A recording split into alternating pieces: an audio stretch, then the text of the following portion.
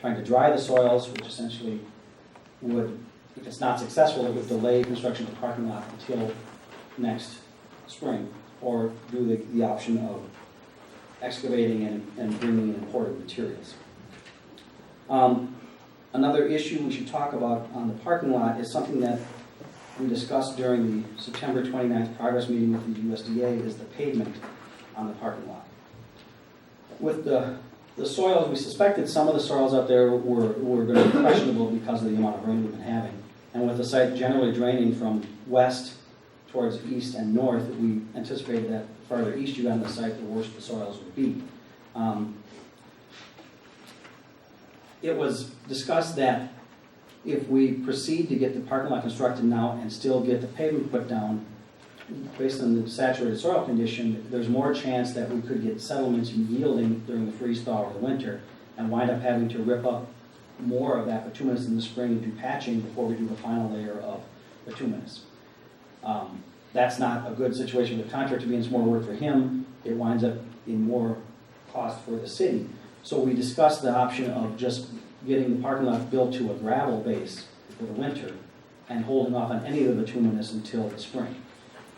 We checked with the county building official, and he said that in that situation, you can get a temporary certificate of occupancy for the building with a gravel parking lot, and we would need to meet the ADA, Americans with Disabilities Act, access to the building, which we should be able to do because we would have all the concrete done this year, and utilizing that apron on the east side of the building and the sidewalk connecting to the door on the east side of the office portion of the building, we could have an accessible route that we could designate over the winter until we can get the permanent route established in the spring.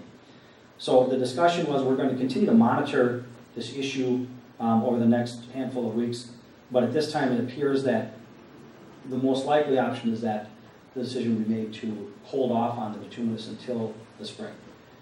In essence, it's going to be easier to fix any issues that show up in a gravel surface next spring rather than to have to fix them in the first layer of bituminous that shows up. Another issue that we thought would be of interest to the council is precast wall panels. As we noted, they're currently under construction or under production at Wells Concrete. Photos were included in the packet tonight.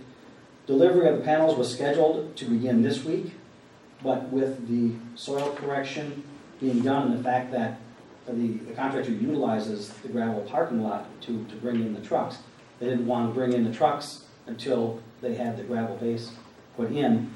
They talked to Wells Concrete, and Wells was able to reschedule the delivery of the panels to next week rather than this week.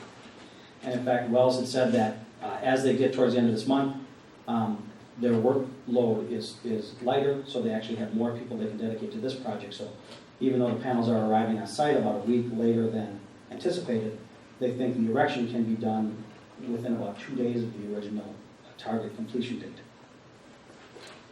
And there is no effect on cost to the project for the rescheduling of those panels. Continuing on through the memo, or I'm on page 4 now of the memo, the USDA activities. As you know, you had approved pay request number 1, change orders number 1 and 2 last month, and they were all subject to concurrence by USDA. The USDA has concurred with all of those now and has signed off of them, and copies of the signed documents are on file in the administrator's office. On your agenda tonight, you have 3 items to consider for action.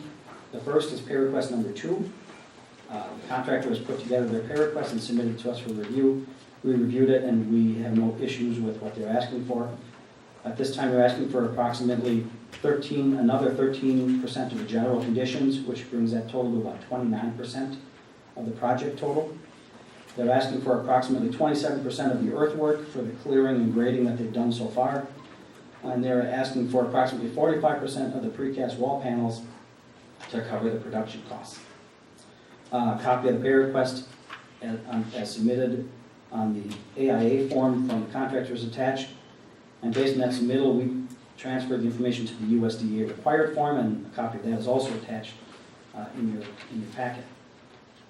We did review the pay request with the USDA representative at the meeting on September 29th. They were fine with it. The only thing is, right now the panels are considered a stored material because they're not actually in place yet. And they're stored not on our site, so they're not under the ownership and control of the city yet.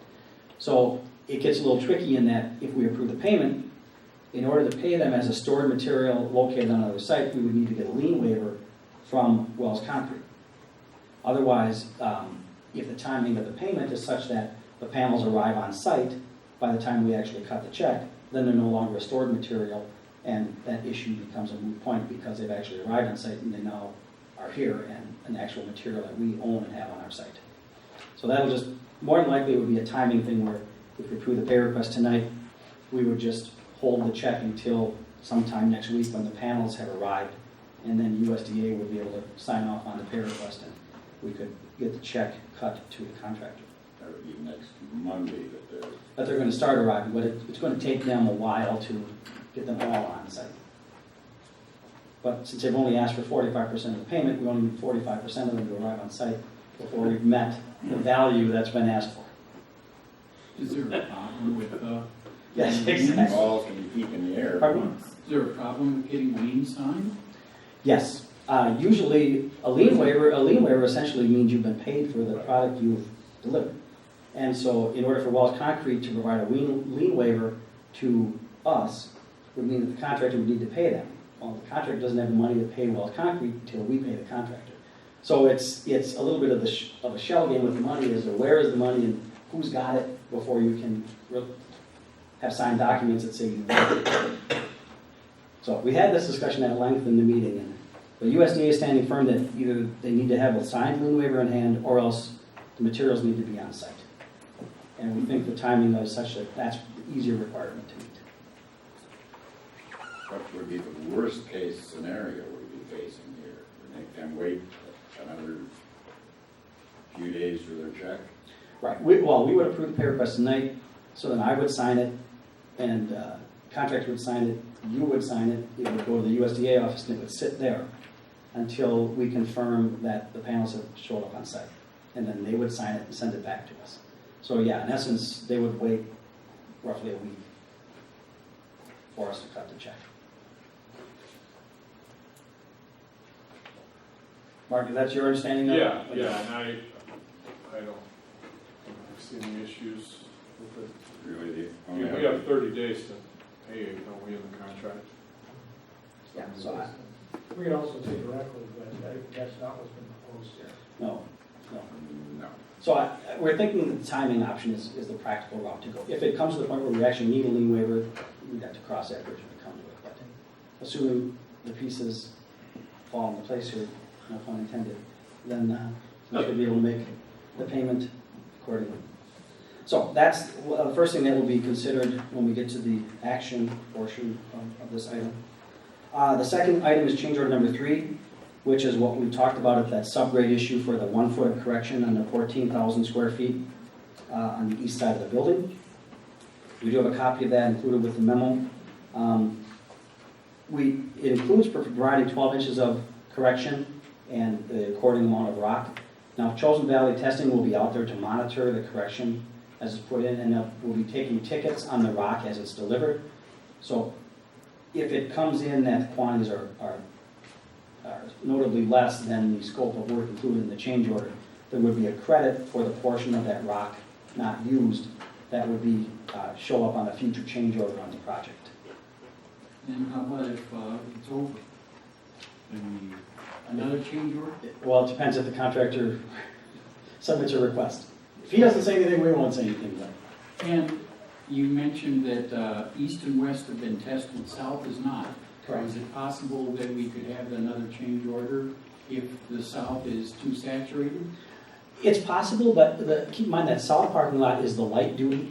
That's Okay. just intended for the public. So it's not a So stringent. not as critical. I mean, even if that parking lot had to wait until next spring, you could, rather than pay a correction for this fall, you could say, let's wait and build that one next spring. And that property does naturally drain away from that. Correct. Yeah, they had about a half of that roughly cut to grade, so they were able to test roll part of it, and they said what they could see and what they could test looked like it was gonna be okay. So the geotechnical, he's optimistic that one's gonna come out okay. Mhm.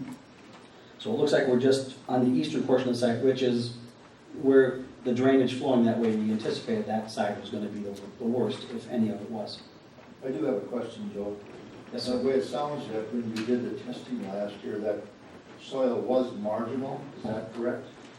Susceptible to rain and wetness? Yep, yeah. So I guess my question is, me living in Minnesota, and we have rain, would the contractor take this into consideration when he bids a project like this, that there could be a possibility of rain once they open up the site? Why should we expect the taxpayers or the property owners in Kenyon to pay for another 30,000 or 28, well, your bill, I'm sure, is over 30,000.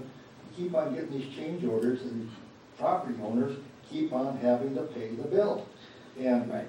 sometimes the contractor should have bid this knowing that in Minnesota we have rain. Well, and I understand your point.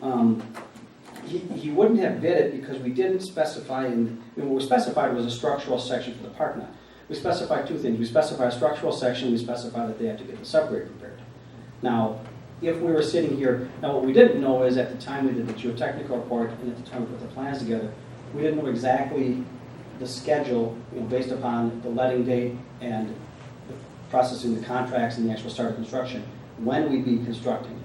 I mean, if we were sitting here, if this was 2 months ago, and we were sitting on August 11th rather than October 11th, there would be the opportunity to say, rather than a change order for $30,000, we'll give you a change order for 2 weeks, and you work that soil for 2 weeks at no cost to us and get it to dry. Now, that the trade-off would be the time for the money. The other thing would be if we hadn't had the wet August and September, and we were sitting here in a dry condition this October, that soil likely would have passed the test roll, and again, we would be building the gravel. But unfortunately, it's the fact that the way the schedule worked out, we're building the parking lot in October, and we did have significant amounts of rain in August and September. So we can give the contractor the time they need to do the soil corrections without importing material, without the additional cost. What that means is we won't get the parking lot built this year, which means we can't get a certificate of occupancy and substantial completion. And so rather than a substantial completion date of roughly March 1st, we'd be out to, if they get back in the site on May to work on the parking lot, we'd be roughly substantial completion of July 1st. Mhm. So it's really an issue at this point of, if it's a question of the cost of the project versus the schedule of the project. Every month now, we've had change orders. Every time we come here, it's this much money because we didn't find this, and all of a sudden now, and I think we got, And one of the unfortunate things that Contingencies. I don't mean to, right? I don't mean We've to, always had those figured in. correct. Yet the contingencies, it's never, well, okay, we overbid by 100,000, so we're gonna give you 100,000 back. Well, And we have to wait until the project is over to see if they're actually going to do that. Here, it's just, we add on, we never subtract, except for the insulation, which might be like $27 or something. And while there's going to be another one coming too, because with the trash enclosure, we reconfigured the curb line and eliminated some curb, so there'll be a minor credit coming there. But a good example, and actually this is a good meeting, because we had First Street, was the project we talked about just before this. First Street is a typical engineering type project where we do everything on a line item basis. And so that's why, without having to come back to the city for change orders, we had the one on the rock excavation when we found rock we didn't anticipate. and that But everything you else- admit you didn't put enough, you didn't bore enough soil borings. That's exactly You what I know, was. so Yeah. you guys screwed up there, and it cost us how many dollars?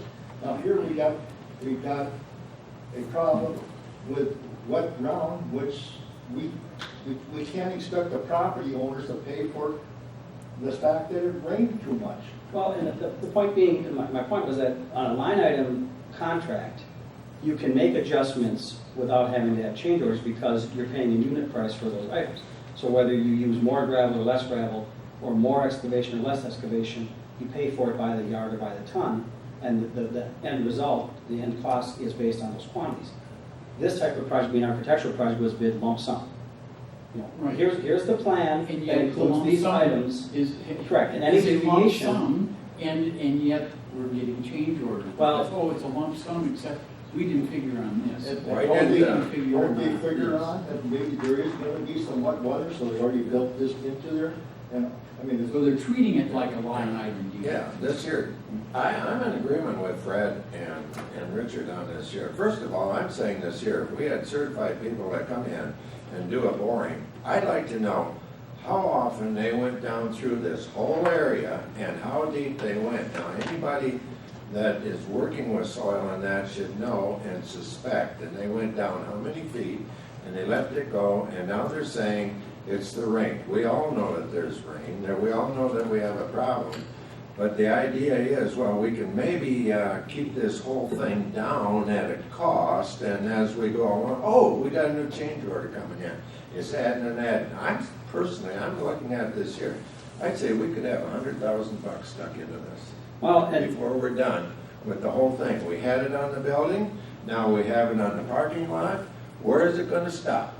Now, I'm going back to saying, the people that did the soil testing should be responsible for this and should be standing right here and explaining to us what took place.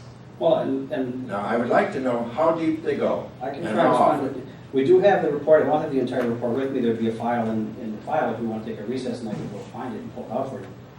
But in the geotechnical report that was done, I included a couple of pages in your report and I highlighted the portion where it said, for the pavement construction, the resulting subgrade, which is the native soil beneath our aggregate base, following the site grading should be scarified and recompacted, then a proof roll test should be performed. So all that happened. Proof roll test should be performed to determine soft or unstable areas. If rutting or localized unstable areas are observed, those areas should be subcut, moisture conditioned, and recompacted or removed to a stable depth.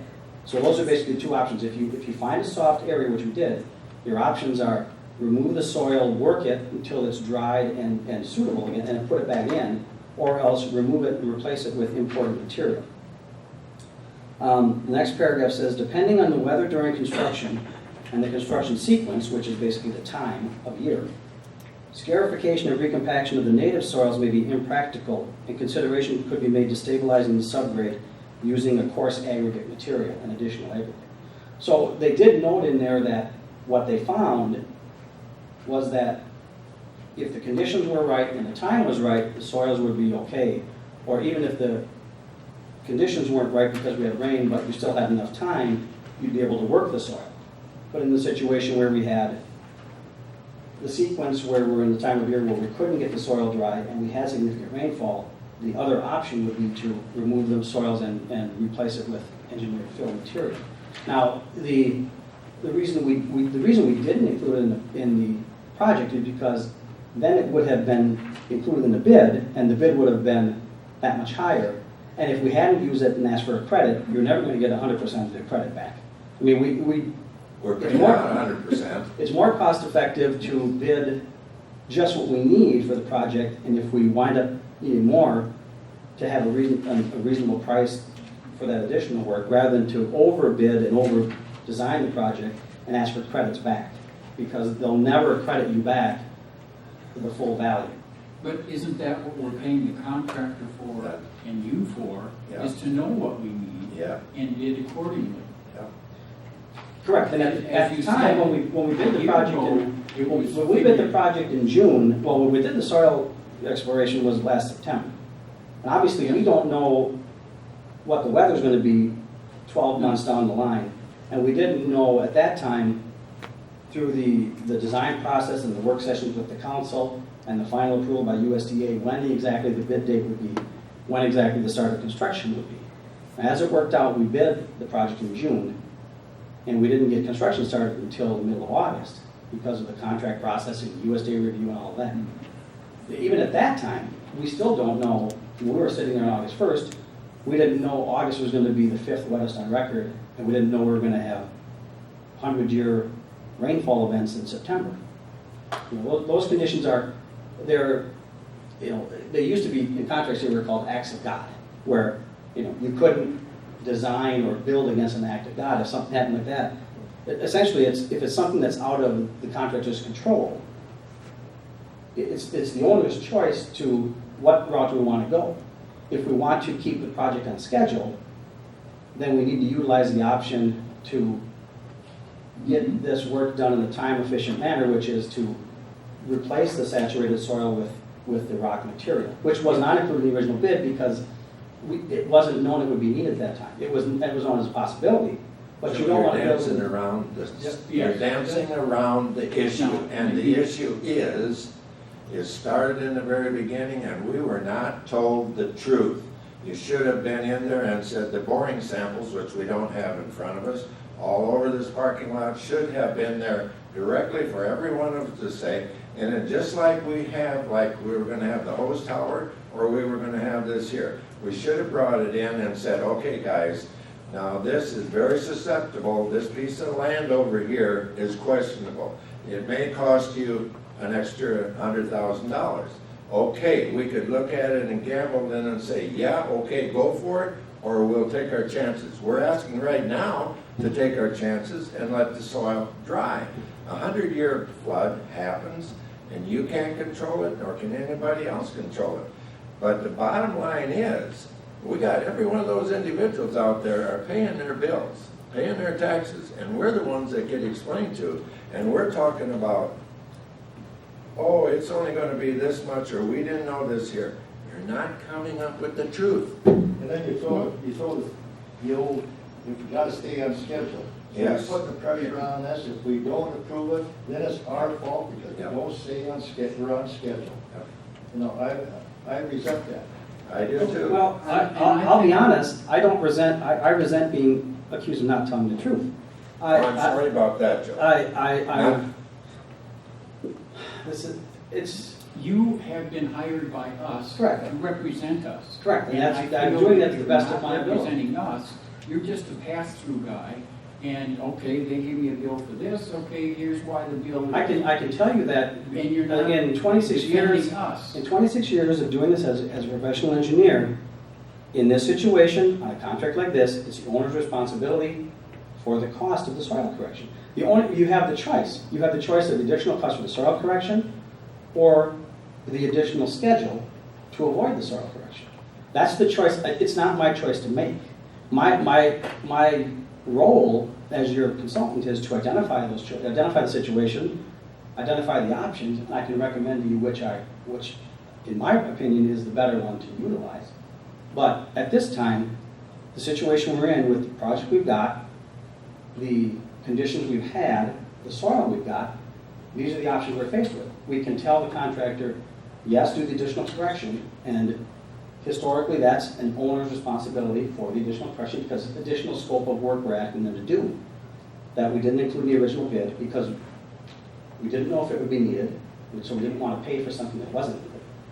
Or we can tell them, don't do it, try to dry the soil, but we have to be ready then, if they're not successful, that we delay the completion of this project until next summer.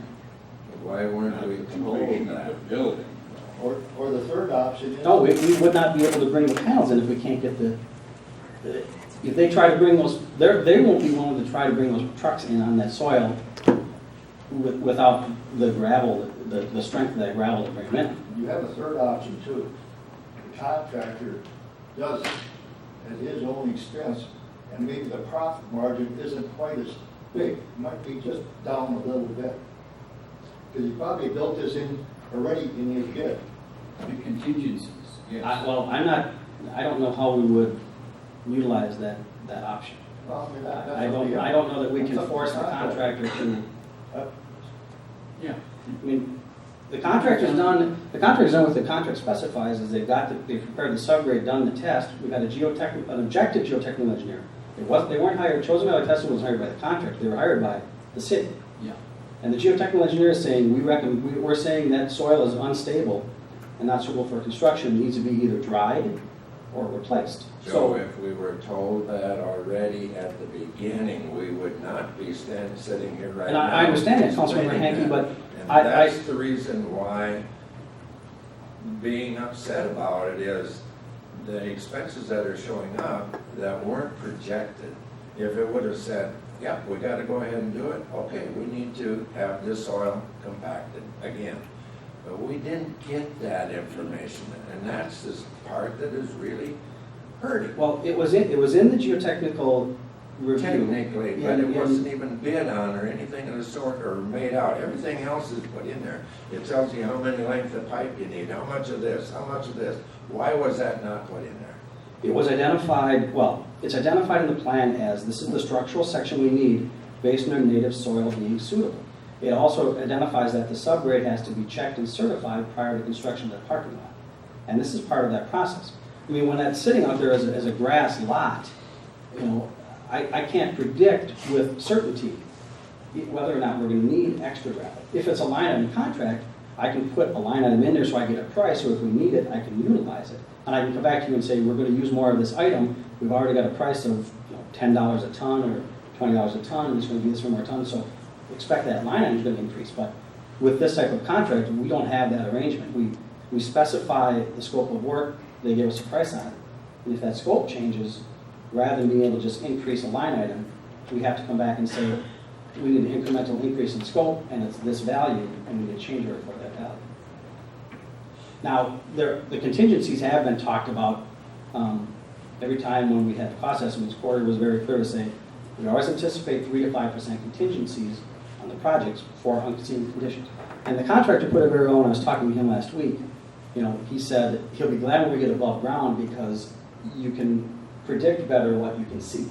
The more you can't see, the more chance there is that something unforeseen is going to come up. And that's what we run into in the foundation soils and the parking lot soils. They're similar conditions in that both were, because of the conditions, were unsuitable at the time we got there to do the work. They were unsuitable for the work that was going to be done.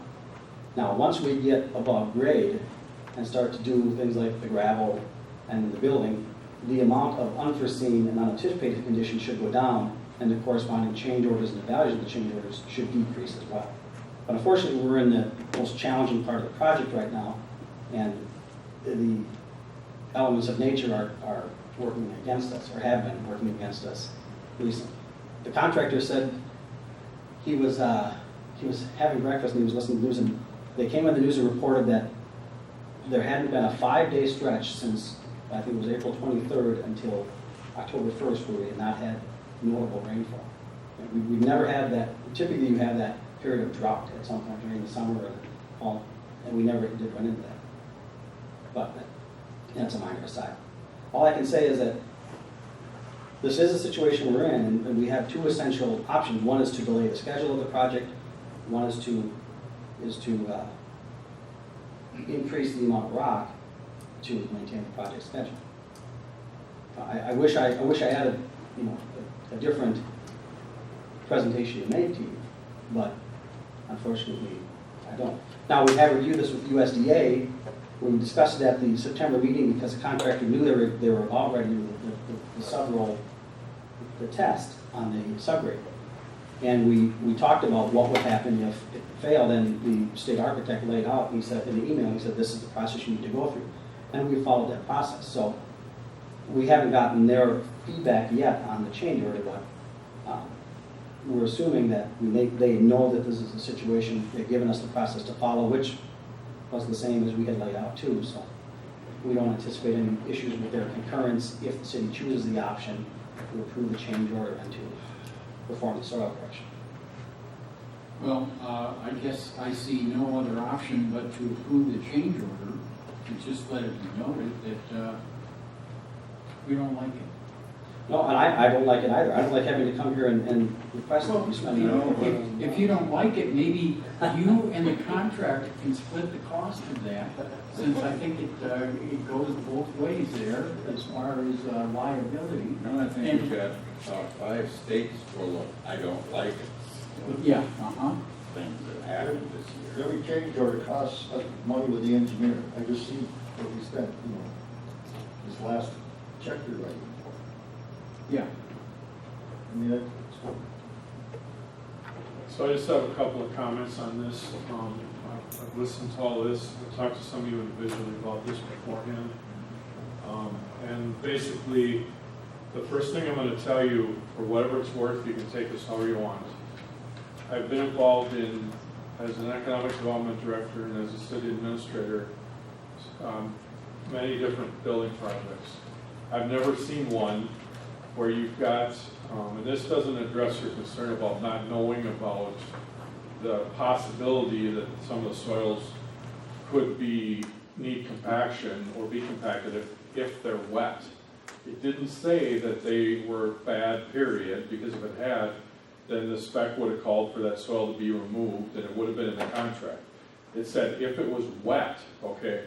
So that's the one thing I've never seen in a contract before that says it may be wet. And the problem is, how are you gonna spec that out? Are you gonna say replace 6 inches?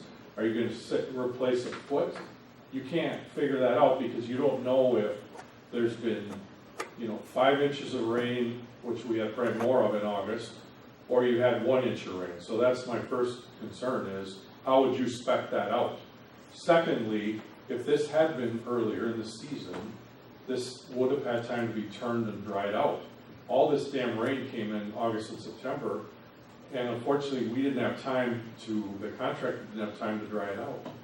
If it had been earlier, we wouldn't be talking about this. So the unfortunate thing is, we had rain every single month this summer that was way above average. And so I think in some ways when I look at this, and I've told some of you this, I'm amazed we haven't lost more time because of the weather, because it just hasn't stopped until the last week or two. So I don't know how you would have put that in there in the contract, in all fairness. Second of all, the contractor basically doesn't, this just isn't something you put, and I think I already said this isn't something you put in a contract unless you have 100, you have identified poor soils. And when they do borings, this is the standard amount of borings, and I can't tell you off the top of my head how many they did. If they had done more borings, it wouldn't have made any difference because you would have had, instead of 2 borings in the area of the south parking lot, you would have had, say, 7 or 8. The 7 or 8 would have said the same thing. They would have said that the soil may be susceptible or is susceptible to moisture, and as such, may need soil correction at that time. So the more borings wouldn't have made any difference. It would have told us the same thing, and we had all the rain, and unfortunately, when you have this much rain in construction projects, I've seen this happen more times than this, where they've had to do field soil correction. And this is how construction projects are, road projects are. We have to have a third-party soil correction company come in and do field soil, testing in the field. That's how they do it because the ground's exposed at that point, and they do the testing, and then they come back and say, okay, we need to add this or we need to add that. The unfortunate thing with this is, because of all this damn rain, we've had to keep putting more and more into this. But, I don't know what else you could do when you've got 150% of rain in a 3-month period or more.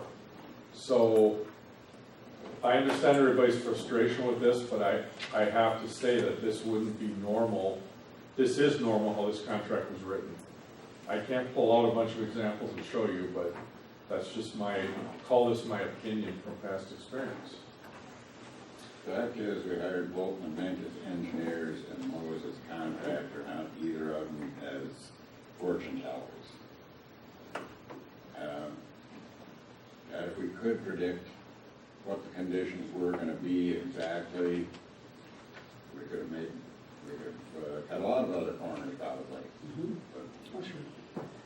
And to follow up on the administrators, you made a good point in that the borings, what we found on site is not inconsistent with the borings. It's not like we hit a patch or a pocket of loam or peat or organic materials that we didn't find because we didn't do enough borings. We found clayey soils, just what the borings had shown that in the right conditions, they're suitable. And when they get over moist, over up in moisture, they're not suitable for the structural capacity.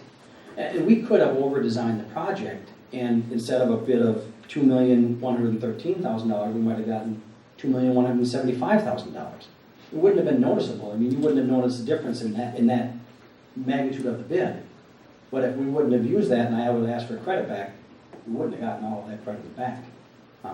But we would have paid for the design up front though, too, to Councilman Vars's comment about the engineering costs. If I had designed it up front, we'd have paid for it up front, and then even if it hadn't been used, that engineering cost would have been incurred unnecessarily. So, it's unfortunate that I'd rather bring you a low-based bid and then pay for an incremental change to still keep the cost as low as possible, rather than to over-design it, get a higher bid, and then not get the value for what we had bid.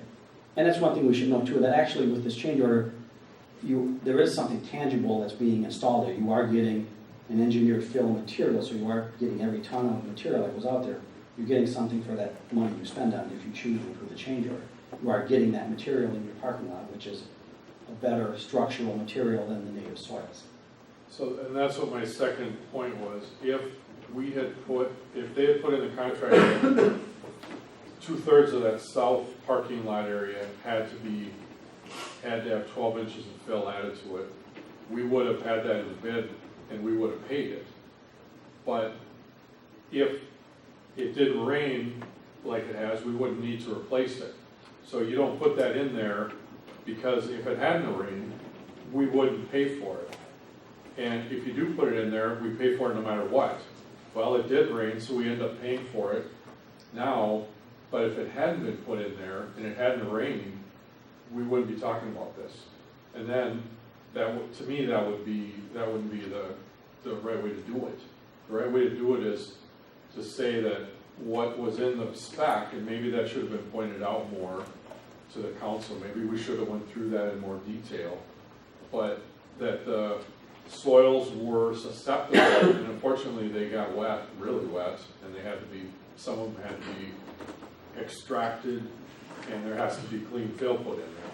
But that's how the spec was written. If it rained, that's what it said in the soil testing, but to put that in the spec and say, okay, the contractor's gonna cover this. The problem with that is, it sounds good, but what does that mean? Does that mean they have to replace 6 inches, 12 inches, 18 inches? There's no way to do it. This is based on what they found. And what they found was that, X amount 12 inches needs to be removed, 12 inches of clean fill put in, and that's what the change order is based on. But to say that, well, we should have just put it, you could have put it in the spec, but then we would have paid for that no matter what. And what if it hadn't rained? We would have ended up paying for soil to be replaced that doesn't need to be replaced. So how do you quantify that? I don't know.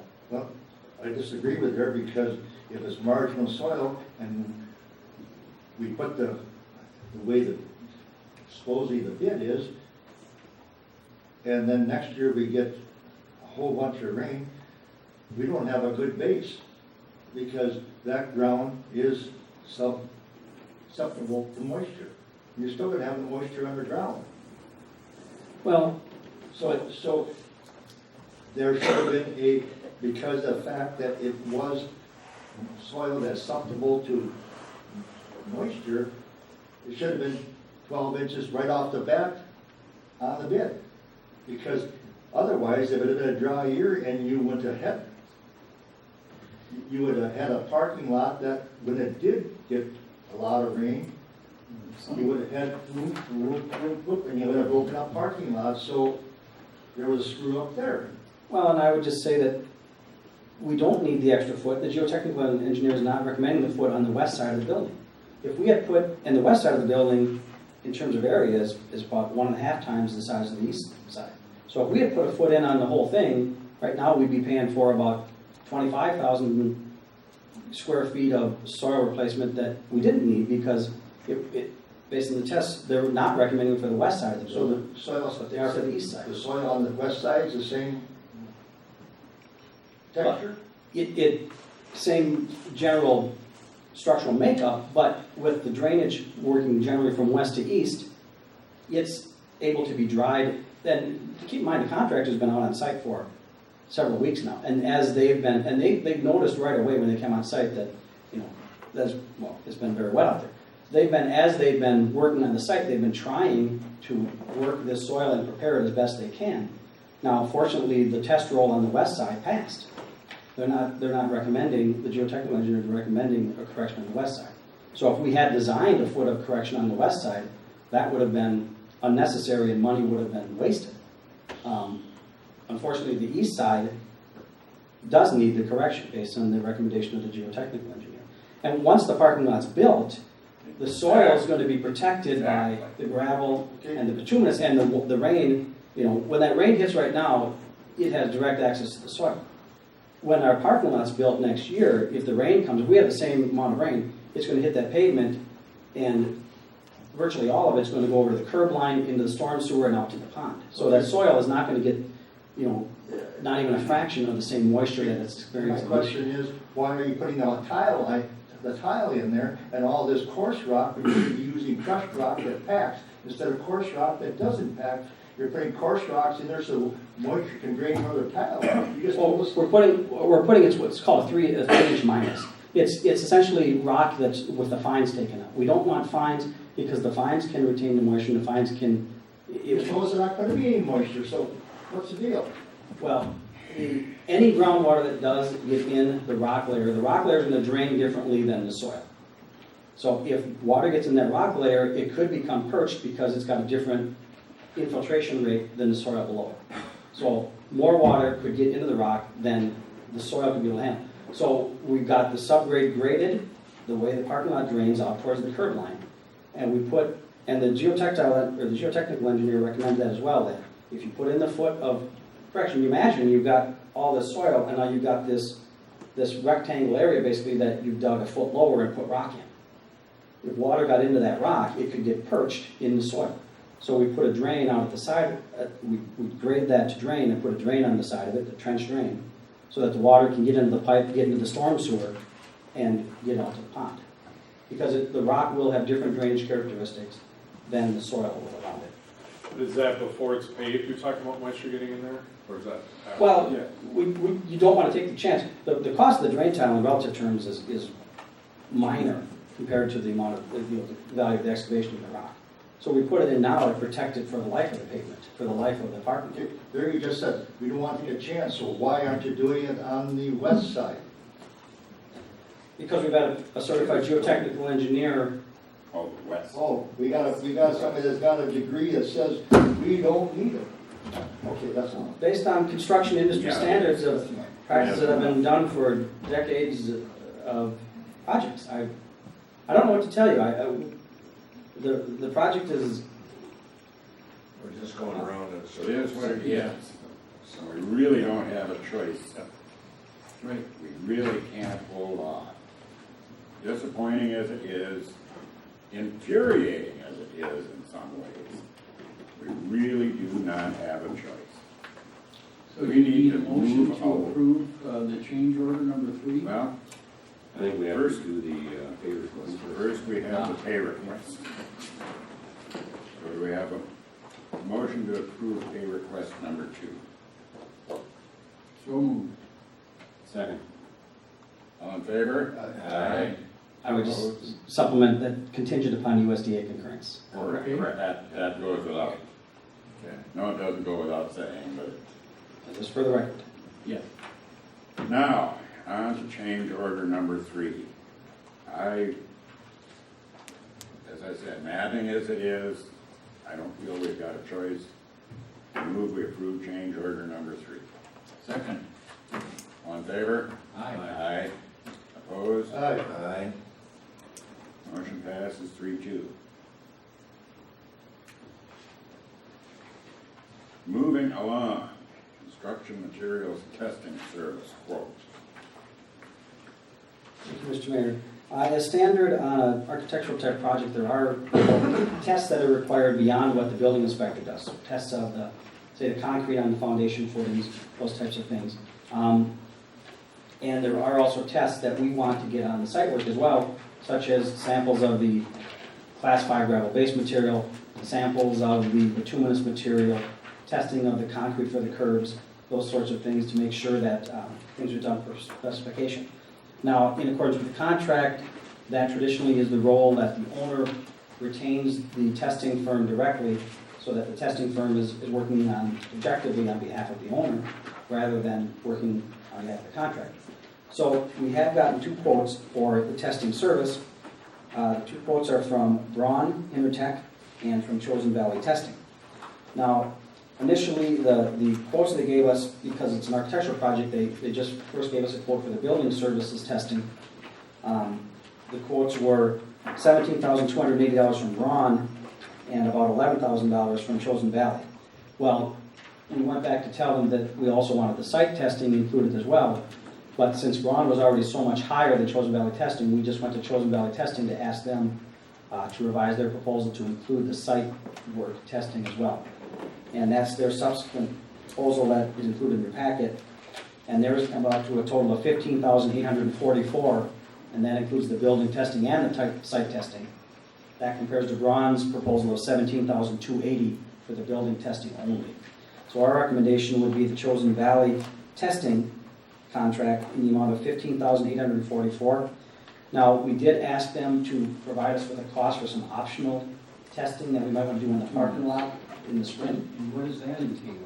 Well, there's a way if we could come back and test the parking lot if we want to, like take a core sample of the parking lot after it's in place to check the thicknesses of the layers. Okay. And if we want to bring on a nuclear density gauge to test the density of the parking lot after it's been placed and compacted.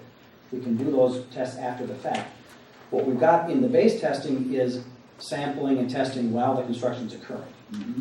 And so we can take samples, we can observe the compaction, we can take the samples back to the lab, and we can check the oil content and the rock content. But this additional testing would be if we wanted to come back in after the parking lot's constructed and do a core sample to verify the thicknesses and to do a nuclear gauge testing of the compaction. And why would you want to do that? Do you have doubts that Yeah, it's is that not uniformly just thick? verifying that the inspector at the time did his job properly? Well, it is, but the inspector, the industry's level of care is not that the inspector is watching every square inch of the parking lot.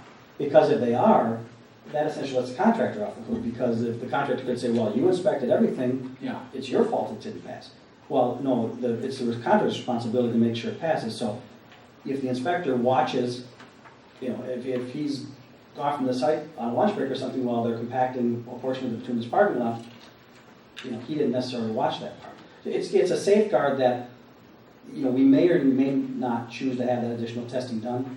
But when I was talking with Chosen Valley about the testing, they said, do you want to have this included in case you want it? I said, you might as well give us a price now, and then we as a city can choose if we want to do it, then we've got a price already. If we don't want to do it, then there's no cost. So it's, if you had suspicions that there might be an issue, in other words. Yeah, if there's a reason why we thought that, something might not have. Similar to the boring samples where you've got borings but you don't have enough of them, and so, yes, you No, can no, have it's 1 inch totally here, different. but because they didn't test it there, they come back with saying, yes, it's okay, and then we've got a sunken spot.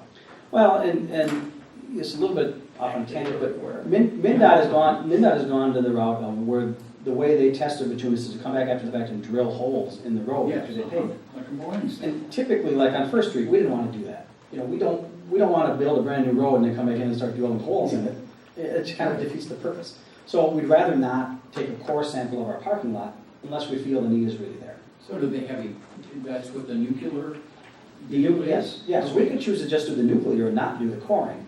Yeah. So we could do, we can do the base testing that's included, and then once the parking lot's constructed, if we want to go out and have the nuclear testing done, that would be the cost of the nuclear testing. And if we feel there's a need to get a core sample as well, that would be the cost of the core. Judging from the difference in the bids, it's likely, I would say, that this company would have as good or better a price on doing those tests as someone else that you might go to after the fact. Oh, yeah, This just locks in the price at a known amount. correct. So the recommendation is for the approval of the contract with Chosen Valley Testing in the base amount of $15,844, plus with owner's option, the city's option to choose additional testing if you want it, in the amount of additional $1,770. Well, I make a motion that we approve it. Second?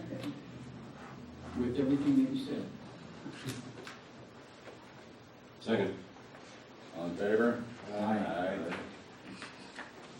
Motion passes. Update on Trunnion Road drainage issue. Thank you, Mr. Mayor. In your packet is a memo, the shortest memo I wrote for this packet by far. I think it's a three-page memo with 3 figures attached to it.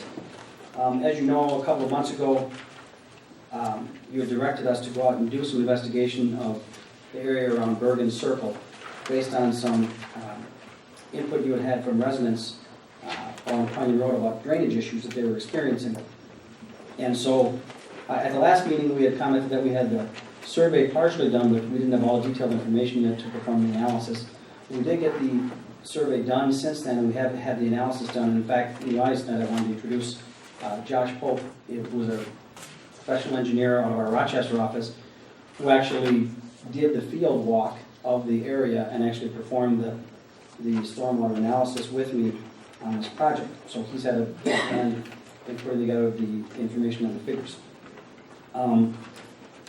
So, going through the memo, the 4 main questions we were looking at is what contribution is the city street making, and the curb cuts making to the drainage issues that are being experienced. So, what area is contributing to runoff to the 2 curb cuts that are located in the cul-de-sac? What's the composition of the drainage area that's going to those 2 curb cuts? What portion is city property? What portion is private property?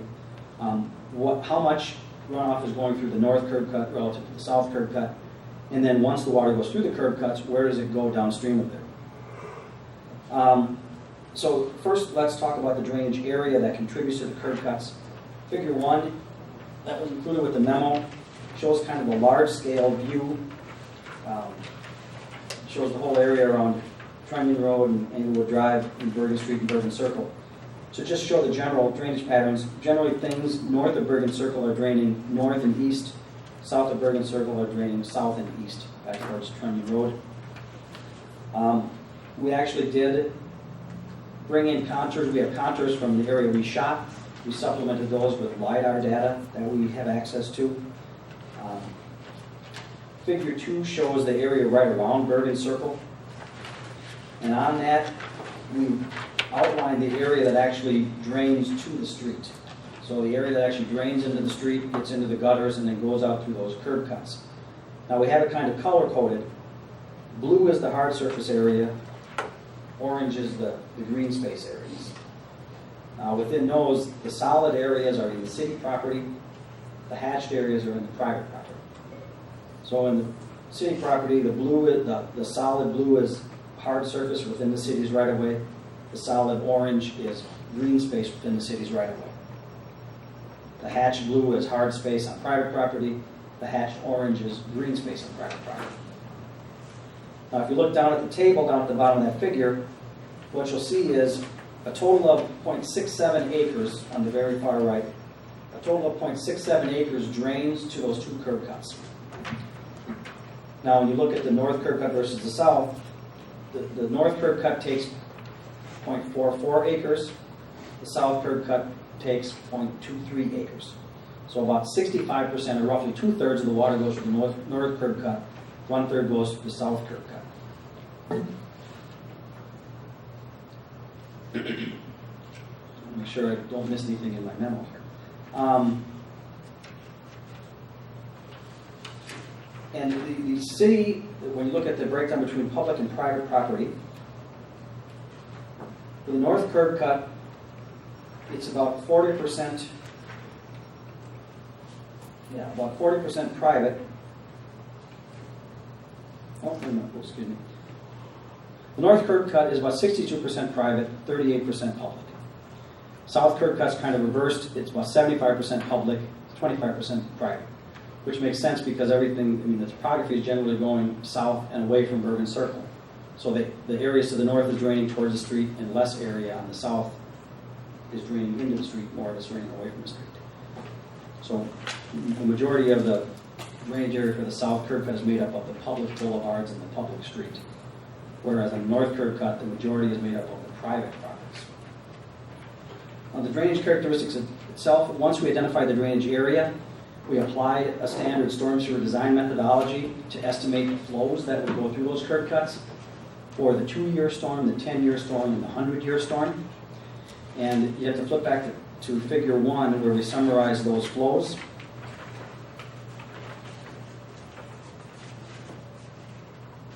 So what we found is, again, about 2/3 of the flow goes through the north curb cut, about 1/3 goes through the south curb cut. The peak flow rates in the 2-year storm are 0.84 for the south curb cut, 1.5 CFS, for the north curb cut. And going on up to the 100-year event, the maximum peak flow that we calculated was 3.73 through the north curb cut. So they range from 0.84 on the smallest storm on the south side to 3.73 on the largest storm on the north side. So that was the range of the flows we found. In terms of the depth that we would expect to be running through the curb cuts, just the depth of water running during those rain events, it ranges from about 1.5 inches in the small storm on the south curb cut up to about 5.5 inches on the largest storm on the north curb cut. So those kind of set the ranges for the flow rates and the flow depth. Now, the drainage flow patterns, once that water flows through the curb cuts, where does it go? That's what figure 3 is attempting to show. What we found is we can take the north curb cut first, which is essentially pointing straight down the back of the cul-de-sac. We found that there's a well-defined swale for about the first, sure, get my dimension right. I welcome them right now. We found that there's a well-defined swale for approximately 55 feet downstream of the curb. And at that point, the contours tend to flatten out, so allowing the water to spread into a little bit larger area for about the next 40 feet. But then it becomes more defined again, and there's a clearer path for the water to follow. Coming out of the south curb cut, the flow path is fairly well defined for approximately 75 feet. At that point, the flow becomes less well defined and has the ability to spread over a larger surface area. So that essentially is the data collection and analysis we went through on Bergen Circle. Some of the general conclusions we're finding is we did specifically shoot the centerline points of the road of Bergen Circle, and we compared it to the 1999 construction plan that the city provided to us. One of the questions was the road constructed as the plan showed? And what we found in general terms is yes. The high point we found was within a couple of feet of where the plan said it should be. So we confirmed that the high point is where the 99 plan said it would be. We didn't find any other information that's inconsistent with the 99 plan. So essentially everything shown in the 99 plan is consistent with what we found during our review and analysis. We're concluding that the drainage areas contributing flow to each curb cut are of reasonable size. Each one is less than half an acre. The two of them combined is about 2/3 of an acre. The peak flows that we calculated based on standard storm sewer design methodology are showing expected flows well within acceptable limits. When you think about a curved street and we put one of the catch basins in to collect flow, one catch basin can handle up to 5 CFS of flow. The maximum flow we found, looking at the table on figure 1, we found a maximum of 3.7, and that's in the 100-year event at the heavier of the 2 curb cuts. So we're finding that for all the different storms we looked at, all of the flows are within acceptable levels, at least the expected flows based on the calculations.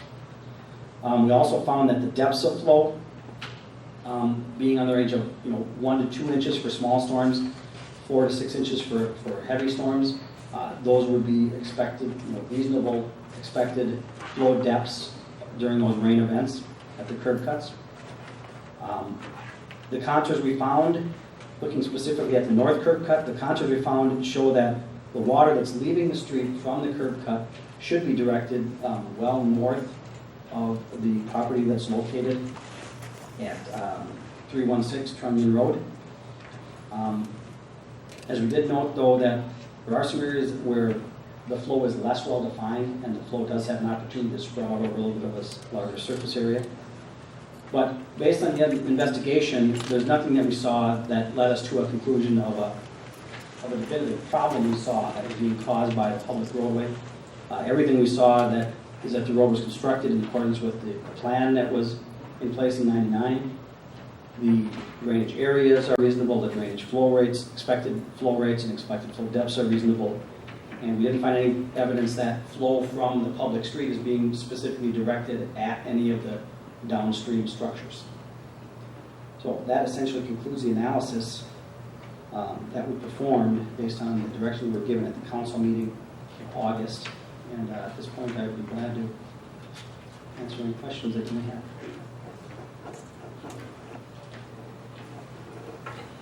My question is still, why were we giving this blueprint and drawing back in '99 that definitely states there's a water issue, as they wanted to put a culvert here and a tile down our property? I have the paperwork that says they wanted an easement for that property. If there's not a water issue, why would these things have occurred back in '99? I'd have to defer to the administrator. I've not seen that plan. I have given you copies of all of this stuff. Yeah, you did. Have you shared it with the council? Well, what you gave me copies of was, in 1999, there was an easement that you and whatever other property owners in that area agreed to. And then at some point after that, it was basically unrecorded. And you've indicated to me that was because you you and whoever else was involved with that at that time, property owners, did not like the proposal to put a culvert in there that drained to the north. On my property. Okay, but the reason I didn't bring all this to them, because this is, I don't know the relevance to the situation now, because basically now the question is, the study's done and dealing with what's going on right now. So that what happened 20 years ago, is background information, but I don't think that it's relevant to saying or trying to come up with, talking about whether the council or the city should do something in that area.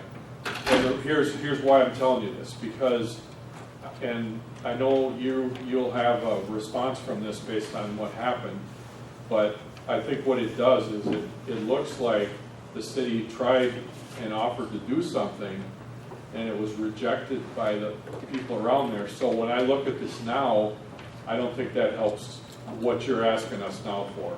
I disagree with that, because at the time in '99, we were presented with this diagram. I don't know how more evident this can be to show you that they wanted a big culvert and a drain pipe going on our property to end out on our property and end up with a pond. And that's where it is. So the other thing is, when the city administrator and the engineer, they didn't even tell us a description of how this was going to work. So when we actually found out it was a big culvert like you have down here in the Y, with the big old rocks and the big rake, that was their intention on putting onto my property. I don't know how many of you people would like that. I wouldn't. I don't. And the cutouts, if they would have put the cutouts, if they had the cutouts in there, and if they would have put the drain tile in, it would have worked. But I want to know where the new diagram is that changes this blueprint to the one that you actually have. The city can't find this one. But where is it? It's not a construction diagram. Well, it's a diagram of their plan, just like this one. Where is the original one? Okay, but the question is, why are we concerned about that? Because it shows that there was a difference. Right, but Nothing was changed your request from our is, rescinding on that. your request is now for the city to come in and take care of that drainage problem. And so this is a solution that you did not like and did not agree with. So why would we be talking about Why it? would I agree with putting more water Right, on but my why- property? I know, but see, this goes back to what I just said. Why would we be talking about that? Because what we're talking about now is trying to come up with, what you're asking the council is to come up with a different solution for this. And so that's what would be discussed, not that solution, because that solution you didn't want, we understand that. And so I didn't give it to them. Why would I give them something that you don't want? Because it proves the fact that that's what they wanted to do back then. And we said, no, I do not want I know water. that, but it Well, all I can say is, doesn't make sense what you're Irrelevant. as an engineer, I mean, there's more than one way you can address issues. And there apparently there was one option developed that did not proceed because of, for whatever reason, it didn't. So it developed then into a different option, which is what got built in 1999. Now, the analysis we did is to look at that option that got built, and what we're finding is it seems to be functioning in general accordance with the way it was designed. You know, Yeah. So I That was built in accordance to run down through the culvert and the drain pipe. That's how it was built. The drain pipe and the culvert was not put in. correct. They did not change their elevation or the landscape or the building of that cul-de-sac accordingly, so the water would run west. They left it They're not- as Your is. legend not under is that obligation to- actually a plan was made and never finished. This one. They decided that this is what should be done, but then didn't do it. Because property owners did not want the water running on their property. And with the cutouts being placed as they are, and as in this previous diagram, that's exactly what they did. They did not change any elevation site to that area. Well, I'm just saying, and over the years, it's gotten worse and worse and worse. I've had pictures, I've shown you the water standing, the erosion of the trees are rotting and dying. I have flooding, I have a pond sitting in the back. And that water, and you can see the water run down the line of the property. That's a straight river, creek running down there. And there is no outlet at the north end of our property for that water to go. It just sits there. And I don't think that's really fair just to say that this is not substantial evidence, because it is. It's documentation from the city showing that there is issues with water. So I firmly disagree with you. Well, the thing is, okay, from the first time that I talked to you, we brought all this forward. They did this engineering study, and basically, no one else has brought this forward for you before. And I've taken this every step that you've asked me to take it to. Okay, so now, basically, no decision's been made on any of this yet. So I wouldn't predispose an answer at this point, because you're asking the council to do something about this, and they haven't made a decision yet. Right. So what you're saying now is you don't agree with the findings of this engineering study. I don't. Right, which is, understand, that's, I mean, all of this technology, I agree, that's fine, and the measurements and depth and the rain and this and that, so I agree with that. And that's what the original diagram wanted, that water to flow northeast and southeast. And it does, it runs down my driveway, washes the end out every inch and a half. It goes down to the north, and I got a puddle, and it washes all the trees, dirt, roots. You should see the erosion up there. I have pictures of it. That's not the issue. It's the part that they did not change their plan after the owners said, no, we don't want the water running down to us. They should have elevated the east side of that Bergen Circle so the water would flow to the west and down onto Trunnion Road like they want, or they say they're trying to do, but they didn't. So I'm saying the city did not follow through, and where's the new diagram that, the change in the elevation and stuff? So how much of a berm would have to be put in front of those houses to make sure that the elevation was such that the water would go west instead of east? Well, you'd have to rebuild the My entire property's way street. low. Yeah, you'd have to rebuild the entire street, and, I don't know off the top of my head, I have to look back at the plan, but you'd have to reconstruct the street to raise the cul-de-sac to get the water. Right now, the high point is about at the corner, when you come in off Triton Road and then make the bend, that's about the high point. So the road from that point is drains towards the cul-de-sac. So in essence, you'd have to come back in, reconstruct the street, raise that cul-de-sac to get it to drain back the other way. But now part of the issue is that not all the water is coming from the public street. And that was part of the point of this, is that the water we're showing that's coming off the north curb cut isn't the water that's going down Mrs. Uglin's driveway. You know, the water that's going up north curb cut is tending to go north of her home, that's more towards the trees and the stuff That's that my sits. property. Correct, but it's not your driveway. What I'm saying is the water that's going on your driveway is coming off the south. roofs and backyards of the homes built around the cul-de-sac, which is not water that the city is responsible There's for. A It's cut on that side too, am I not correct? correct, but that runs more towards the corner of Southeast. Mrs. Patrick, correct? Yes. Yeah, that runs more that way. So And it cuts over my driveway and then even runs down my driveway. even if we were to reconstruct the road to force it draining the other way, we're not going to stop all of the water from the private properties that's currently draining to the east. I mean, just physically, because it's at a higher elevation than the other property. You have some property lower than the street. Oh, correct, yeah. Well, in addition to reconstructing the street, we'd have to reconstruct driveways as well to transition all that back in. It would be a hugely expensive You'd undertaking. have to put in a But- storm I mean, sewer. the other option would be to try and, rather than let the water run off the street, would be to collect it and pipe it completely past the point of contention and discharge it down the line, which again is going to be very expensive and would require easements and a significant amount of pipe and structures to do that. And essentially, then would come the point of, would the properties benefiting from that improvement be liable or subject to assessments for that benefit? Right. Correct. So I'm how, not, expecting so how much are big you willing major to pay to have construction. this problem taken care of? What? How much are you willing to pay to have this problem taken care I'm of? not paying anything because the city did it. And before that new construction, it Oh, was God, not that wet. Yes, and But you chose what about to a field, live a where field tile? we're at the bottom of a hill. But it was never that wet until after the reconstruction.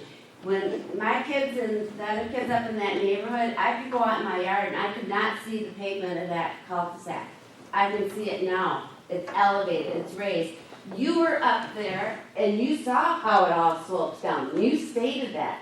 Correct, but what I also see though is on the 99 plan, the road prior to the reconstruction of 99 drained the same way. The 99 project didn't change the way that road drains. It should have, according to, why Well, would the they want 99 to bring the plan- water The down? 99 plan shows the existing elevations as well as the design elevations, and if you look at those, you can see that the way the road drained before the construction is the same way it drains after the construction. Why would they have this? That apparently was a design option that was explored, but for whatever No, reason. that was wasn't- one that we signed an easement for, and when we found out what that easement all entailed, we declined it. Correct, that's why it didn't get built. Right, but they didn't change the format and how that cul-de-sac would be developed. It wasn't their obligation to do that. There's their obligation to dump more water into somebody else's property. I'm sorry, because it's wrong. It's wrong. I got water running down, it's a river, all the time. It's washing my trees away, the roots. I'll ask the same Here's the question. correct. I understand that. I'll ask one, because I do want to make sure we clarify. Has there been any damage to properties or structures or to any personal safety? Erie Cobb's shed, the bottom of it's rotting out from all the water coming down from the southeast cutoff. It's a new shed, relatively new. It's rotted out, the water is washing up on it. Well, My trees I are hate to dying bring it up. because of it. If it's a relatively new shed, was it built since 1999?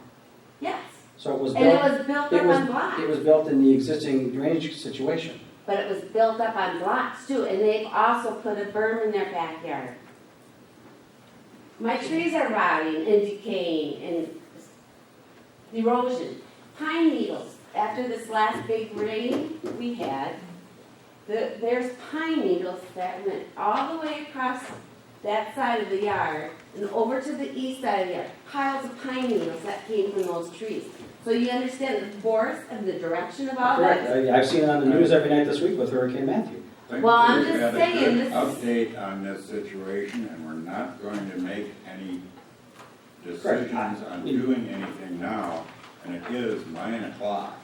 Yeah, We in my have role a as, lot of agenda to get through yet. we could certainly explore anything further you want, or if you wanted to take a public improvement project, we certainly could explore doing that as well. But at this point, I mean, we've completed the investigation that you asked us to do, so we'd be waiting for further direction from the council and administrator as to. I would just like Would you like to us see to- like a field drain tile running someplace to divert, take a big chunk of that water away, like the farmers put in their cornfields, I don't know, something. I don't expect the streets to be torn up, but there's gotta be something relatively inexpensive to work. Could you look at that possibility of drain tile being put in? And what it would cost? Put a tile through her yard. Yeah. A then drain tile, unfortunately, I mean, it's not made to take, when you have a rain event and you get that surface runoff, that's not what a drain tile is intended to handle. I mean, that's what the curb and gutter and a structure with the open top is, when the storm sewer pipes. Drain tile is more for as the water soaks into the ground, that it can relieve that groundwater pressure. So a drain tile, unfortunately, if what the residents are experiencing is that surface drainage coming down and washing the dirt away and washing the pine needles away, a drain tile isn't really going to do anything to improve that situation. We need to collect that surface water before it gets down there in order to alleviate that condition. we still have a lot of agenda to get through. Let's table this item Unless for we now. don't have a storm sewer and we're charged for it. Next item, removal of a portion of the former railroad trestle. Thank you, Mr. Mayor. In your packet was one page with a couple of photographs, and then we supplemented that with some more photographs taken late today that we handed around prior to your part of this meeting. I know the fire chief is here as well, and may want to have input on this issue. My understanding from my discussions with the administrator is that there's been a local private business in the city that's approached the city about excavating some of the material from the old trestle and utilizing it in their business. And don't correct me if I mistake anything. So we went out to look, the administrator and I went out late this afternoon to look at that area and to look at the material. And I think the thought behind this was that since the site's under construction now would be the appropriate time to go in, and if we're going to allow someone to remove that material, get it out of there now before the site gets finished so they're not tearing things up later. Well, when we went out and looked at the material, and I illustrated on your photos for you, a good chunk of that existing hillside, about the first 20 plus feet, lies in the MnDOT right of way. So that first 20 plus feet of material essentially is MnDOT's material. So if you're going to start excavating with that material, first of all, you have to get a permit from MnDOT to do that excavation because that's in their right of way. If you were to jump over that and just start excavating beyond that, it would not create a very aesthetic or good drainage situation. No. So that's one area of concern. The other area is if we did have someone, a private party that wanted to come in now and get this material off the site, if we want to run them through our construction site to access the material, we have to get the permission from our contractor because they have the ability to manage their site right now because they're under construction. If we force them to accept another contractor running back and forth through their site, number one, they can claim a schedule delay because of those interferences. And number two, if that contractor causes any damage to the site, they could come back at us with costs to repair that damage. So it wouldn't be my recommendation to allow a private party to access the material through our construction site while it's under construction. So then that gets to the point of, well, could you access it off of Highway 56? Possibly, but again, you'd need MnDOT permission to do that. And given the fact they'd be coming in perpendicular to a 55-mile-an-hour road, I don't think they'd do that. So really, when I look at it, the most practical way to access that material would be coming in from the north. To come in from that property to the north where there's kind of that gravel parking lot area, come around the power poles and you could access the material right there. Well, that brings up the point that... Someone else's property. Correct. Yeah. You need to get permission, but it also brings the point that it's not time critical that you have to get that material out of there now while the rest of the site's under construction. That's something that could be done next spring just as easily as right now. So, I mean, I think the point is that the council is going to need to decide whether or not they want to allow anyone to take the material. You own the material that's on your site. You know, whether or not you want to give that material away or not, or allow someone to come in and excavate it off your site, that's one decision to be made. The other decision is if that's going to happen, the proper permits would need to be obtained from MinDOT to do that work, and then the proper time needs to be, decided for when it should happen. I know the idea was maybe now is the right time because of the construction, but I don't think we want to interfere with our construction of the fire station site. And I think if you're going to access it from another means, it could be accessed just as easily in the springtime as it could now, so.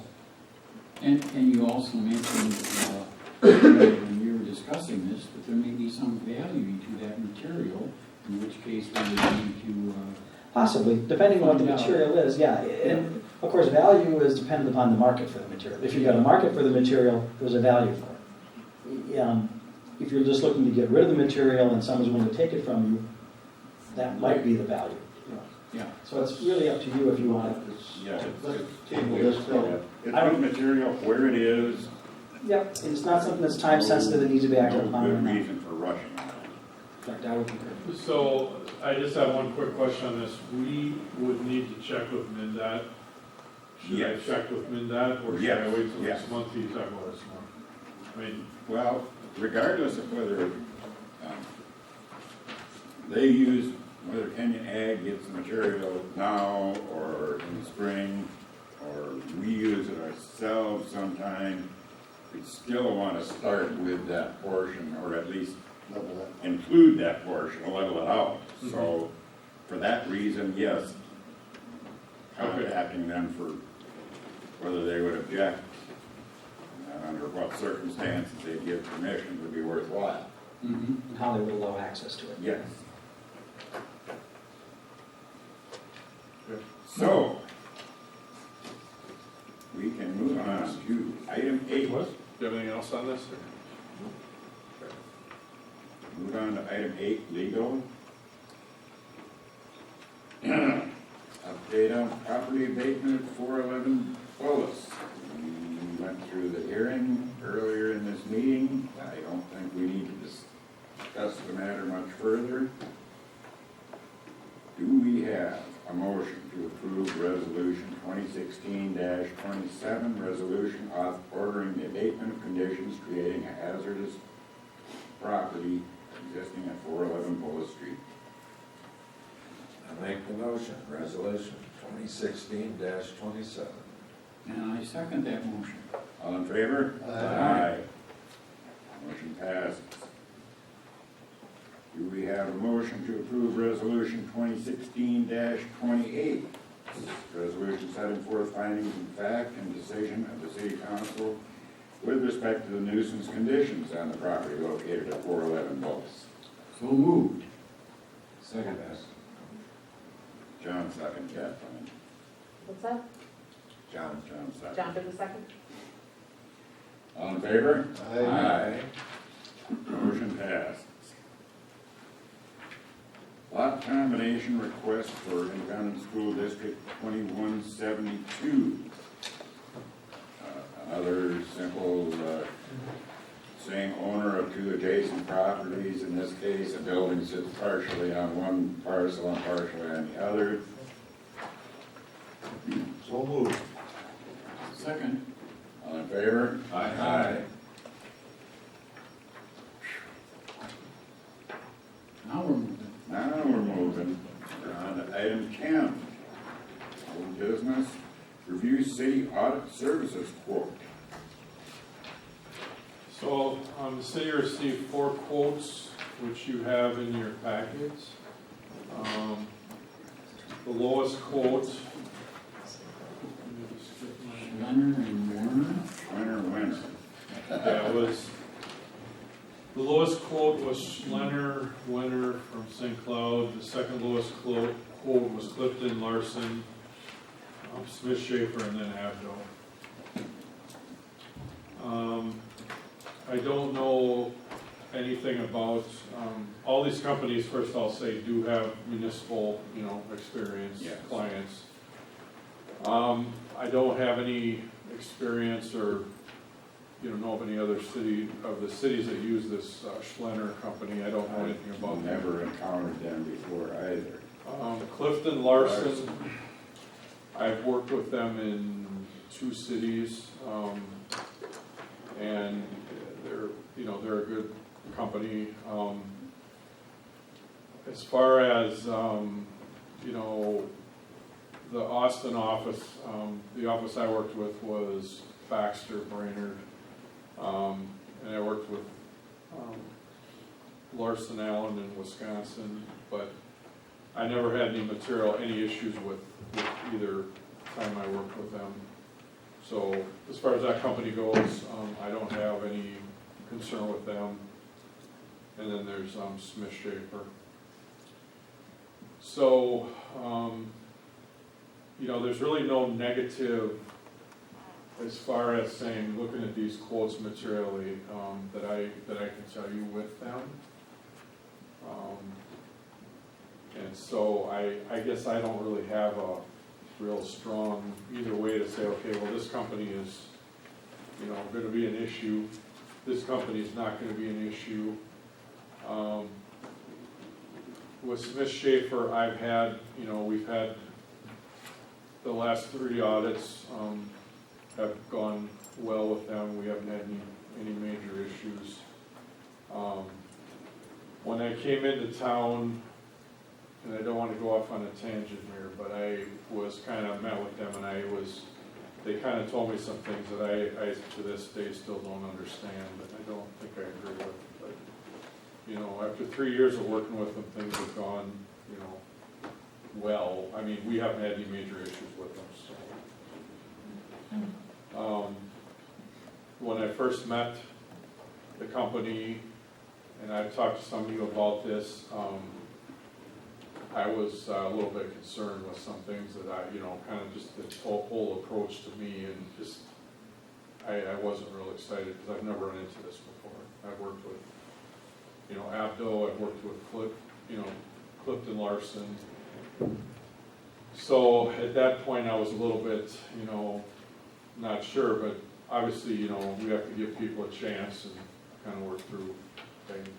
So, I say now the last 3 years of audits have gone, well, and you guys have, worked with them, so I can't say anything adverse for the last 3 years. But I have to be honest with you about, my total experience with things. Are we going to have the same problem? I know Sue was not particularly happy with things the first year, and until they had some discussions back and forth, things were a little bit rough. Would we have the same problem switching over to a new one? Well, I can't, nobody can guarantee. Recently, Pardon? your crystal ball shined up. Because Yeah, exactly. mine isn't. I can't predict what might happen. Yeah, I mean, there's always an An adjustment period? there's an adjustment period, but there's also sometimes after a certain period of time, it's good to make a change just to Yeah. get someone fresh looking at things. So, I have to be totally honest. I mean, I can't really come back and say that, Smith, Schaefer, that I've had any material concerns, or I would have brought those to you, I would have brought those to the audit committee. Sometimes I think some approaches are kind of heavy-handed with some stuff, but like I said, I have to look at the last 3 years in all fairness and say that there have not been issues either. So, I mean, when I first came in, they kind of said, this is how we do things, and we work for the council, and they were kind of trying to tell me there was some issues with some previous audits, and I don't agree with that. You guys were told that, and I haven't said this before, but I don't agree with it. I don't see it. So that's concerned me ever since I started working with them. And the last few years have gone, the audits, like I say, they've gone fine. So I can't sit here and say we've had issues with this or that. We've had some turnover with, and that may have caused a little bit of sometimes issues, but I mean, they've kind of worked through those, but the last year or 2 years, I think we've had mostly the same people. But, Does Schreiner, Werner, and out of St. Cloud, do they have other offices, or is St. Cloud their only office? No, they just work out of St. Cloud. I don't think that's necessarily an issue per se, because they send their crew down here Right. and they do the audits, and then they'll come and do a field beforehand, and I'm sure as a new, as a new client, they'll send 1 or 2 people out and they'll go kind of do field trial, and they'll do the prep stuff for the audit. I guess I'm just a little concerned that I have never heard of that company anywhere. And Scott, you ever heard of them? And no, I've never worked with them either, I've worked with the other three. yeah, So, yeah, the other three are well known. So I can't say, and maybe one of my colleagues who does a lot of work up in that area has, I certainly could ask him, but I have not worked with It's them. either new or relatively smaller, because I've not seen ads in any of the league publications or seen them at any of the events that I've been to, or heard mentioned by any other city or company, so I'm a little uneasy with that. Clifton Larson, I wouldn't have the slightest hesitation there. And I've worked with them. I And worked their with them price is, what about 1,400? 4,000.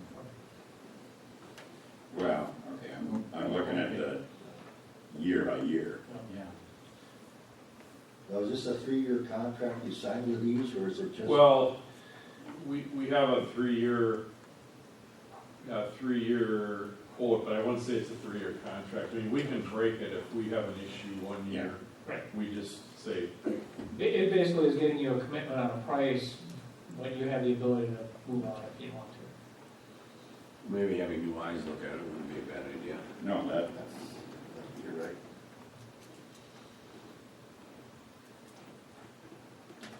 Which new eyes? Clifton Larson Allen. That's what I feel would be the best choice.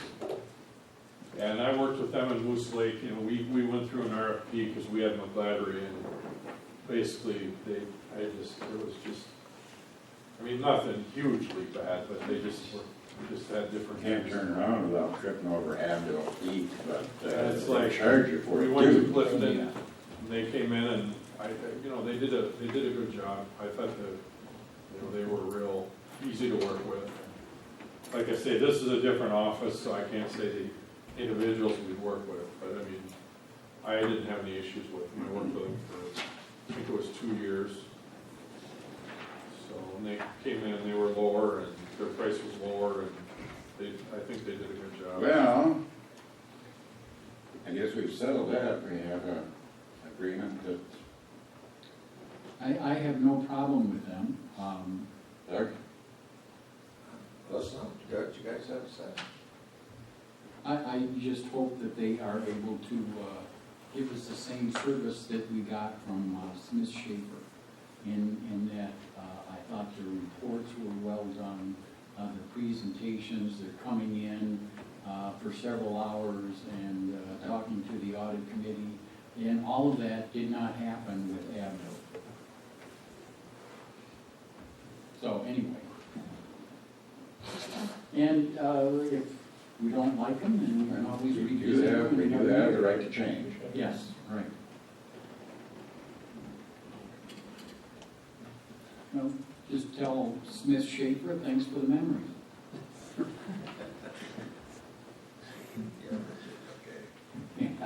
Yeah. So I'll make that a motion if a Well, I motion don't is think a made. motion is really required on this. Okay, It might not be a good idea, if that's what Okay. you want to do that. Well, in which case I make it a motion that we which is a choose second motion. Cliff Larson, or whatever it is. Listen to us now. Clifton, okay. Austin. Yep. And I'll second that motion, and all in favor? Aye. Okay.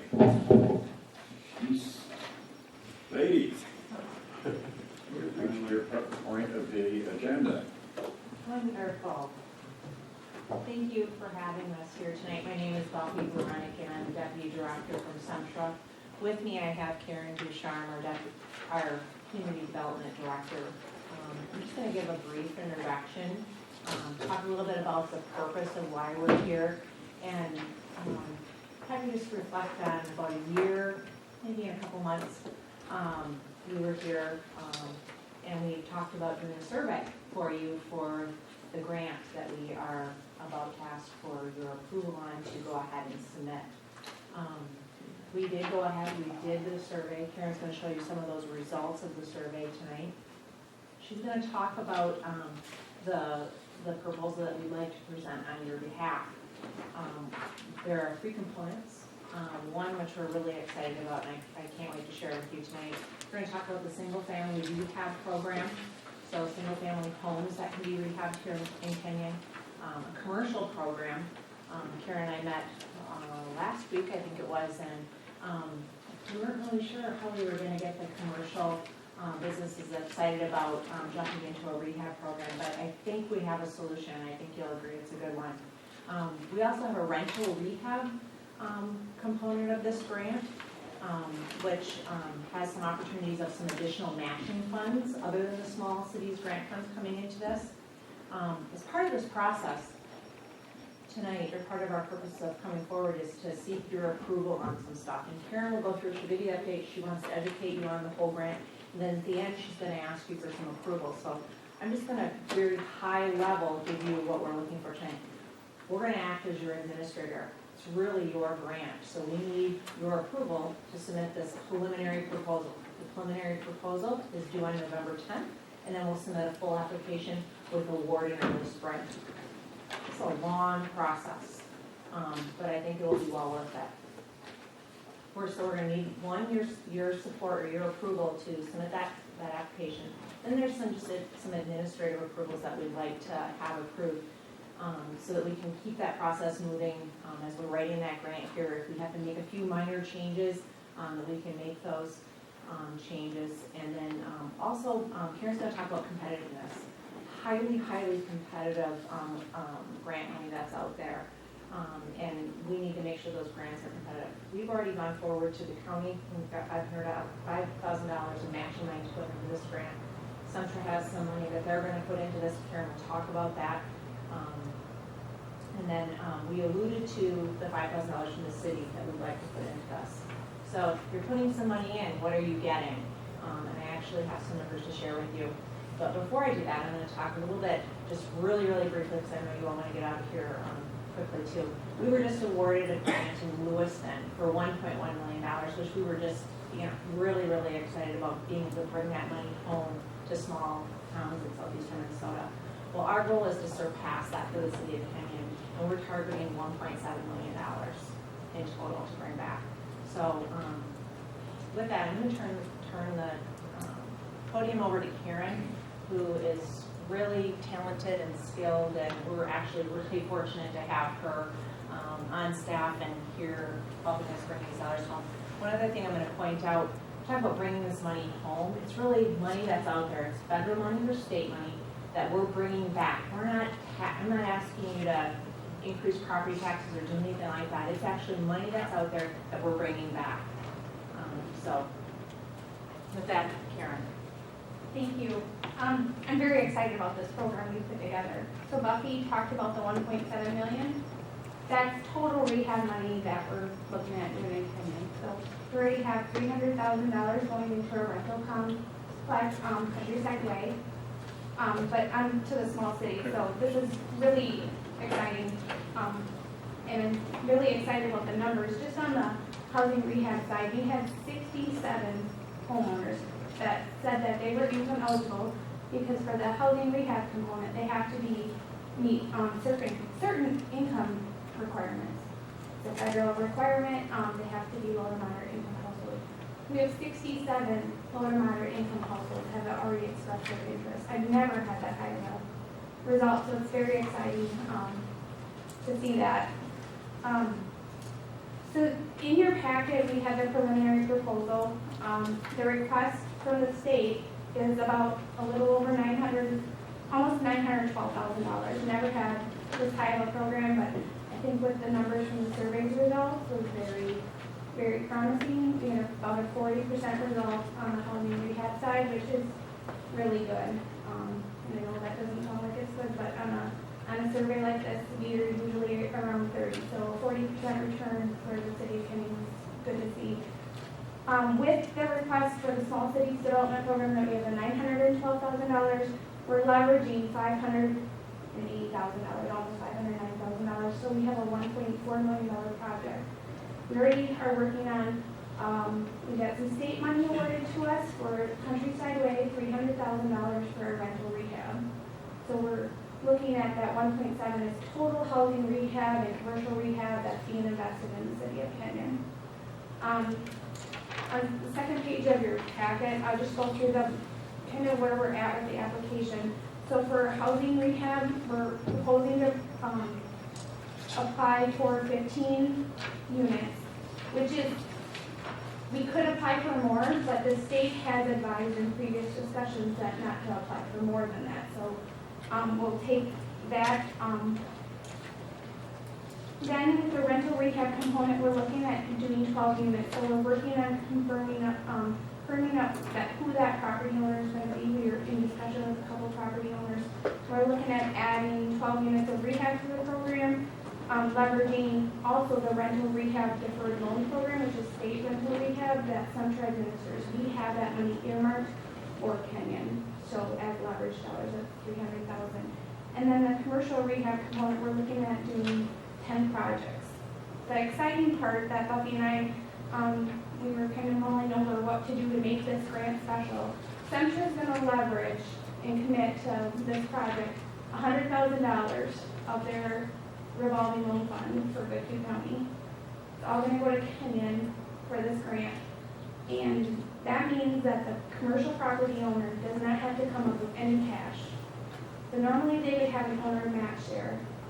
Their owner match is going to be a low interest loan by Centra. So that's our specialty on this grant application. We've never done anything like that. But it means that they can come, the commercial property owner can come to their loan close, do a project, and they don't have to bring any cash forward. So the other awesome part of this is that rehab portion from the state, 80% of it is going to be the small cities money. So 60% is a 60% is a deferred loan. Normally those deferred loans that are 10 years, they're now 5, which that was just a recent change, and we're trying to figure out and change what we can do to make it as advantageous to the property owner, but as innovative to the state to bring the money to Kenyon. So that's the exciting part, is because we're now able to make that change. And then 20% is a 3% low interest loan that they have to pay back. That money they pay back goes into a revolving loan just for Kenyon, just for commercial property owners. So it kind of creates a revolving loan program automatically. And then the remaining 20% is that low interest loan from Centra that they will pay back once those other two sources of funding are either repaid or forgiven. So it starts in year 6. So, and then the interest wouldn't start until year 6. So you got your deferred loan going away at the end of the 5th year, and you got the low interest loan that would be paid off at the end of the 5th year, and then they would start paying it on that other low interest loan. So we're not compiling all the funding, but we're kind of spreading it out for them as well. With this is the request. Centra has also put in the $5,000, and Goodhue County has put in the $5,000. We're asking the city of Kenyon to invest $5,000. The state, in some of that conversation that we've had in prior discussions, they always look to see what the city would bring or the grantee would bring to the table to see that they're invested as well. So I'll get to all the approvals just after I give a brief timeline. So tonight we're here to request going forward with the preliminary proposal. It's due November 10th. On October 18th, we're meeting with the Business Association to drum up more commercial interest. There may be some revisions to the preliminary proposal that's drafted in front of you. So we would request that the city approve the preliminary proposal tonight, and then would have the mayor is required to sign it, any signatures on any revisions between now and November 3rd timeframe. And then December 15th, we'll get our ranking, so if we're marginally competitive or competitive ranking, we would be invited to submit a full app, which is due February 23rd. So as soon as we know the scoring, we're scheduling meetings, because we have to have a public hearing on the application, and then there's some resolutions that have to be included as attachments to the full application, So that, the request tonight is to move forward with the submission of the preliminary proposal. The $5,000 leverage from the city, which it doesn't, I understand budgeting cycles, and I've had cities that ask to defer for a couple years or a year. Because it's a 30-month grant, we've had cities defer for a year so that they can budget for that too. And then the approval on any revisions to the preliminary proposal from now till November 3rd timeframe.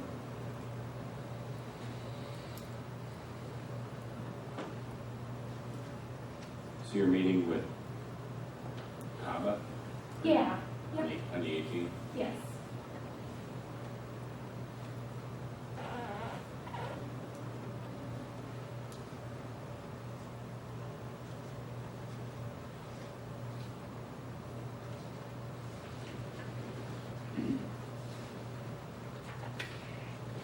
This is asking us to agree to contribute perhaps as much as $6,000.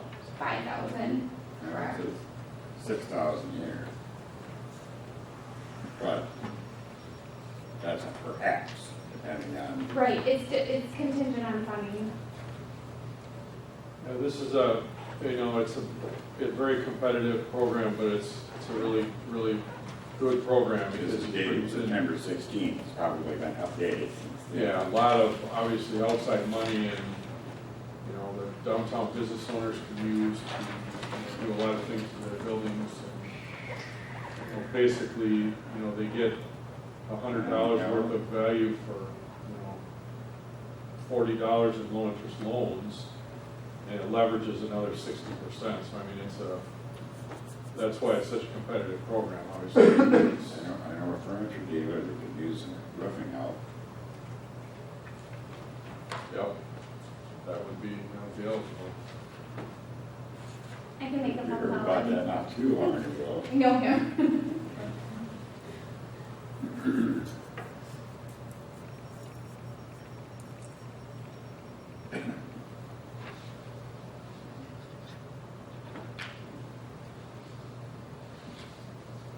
Gentlemen, I think it's a good program. that mean you're making a motion that we approve that? We're just approving the application, Yeah. so there's really not a obligation for us per se. I mean, it's if we get Not funded. yet. Right, but yeah, it's definitely a good thing to move ahead with. I would move this into the application. I'll second that. All in favor? Aye.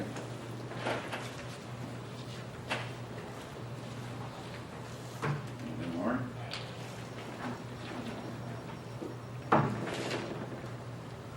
I know. See you on Tuesday. Thank you. So, get on to new business. Resolution 2016-24, resolution adopting general election judges. I'm sure we've all looked through that list and said we need to throw all the ones out.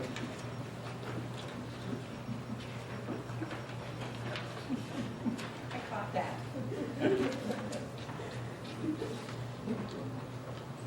Do we have a motion to approve resolution 2016-24? So moved. Second. All in favor? Aye. Motion passed. John, did you do the second? Update on purchase of Swellen property. This is basically the property we talked about for years, huh? No, it's not. No? This is totally different. If let me see. We got a map there, picture here, but The property we were thinking of, there's Okay. north. Right. yeah, If you went out here on Main Street, yeah, drove east, went out on County Road 12, okay. it's right at the edge of town, Ah, so that's on your 60. left. Yeah, all right, It's, got it. 29.43 or something, acre cornfield, All right. next to So how Mill. did that come about? Just, or Well, is that not part of the discussion? Well, because it never come up before, and the mayor knew the owners and made some contact, and the EDA talked about this Okay, with some other parcels. This is a former 29 neighbor, acre and I parcel. talked to the people who were renting it, and so inside you. got a location where he was, called him up, said, Gary, I've never forgiven you for not selling me that Big Bopper album back when the plane went down. So how about? But how about, Yeah, okay. and there we are. And they agreed to the purchase price of $236,000, which is pretty close to the assessed value, and everybody fell off their chair, because every other place we've talked to is wanted double is probably an understatement. But Yeah, so as far as purchasing this, if everything goes ahead, we'll have to do, or the EDA will have to have a phase one done on this. The purchase, the EDA's talked about a combination of EDA reserves, capital funds, some of which have been put aside for land acquisition, and possibly a loan from KMU. This type of development is kind of right up KMU's alley as far as, investing money in or loaning money to economic development's a huge part of, utility.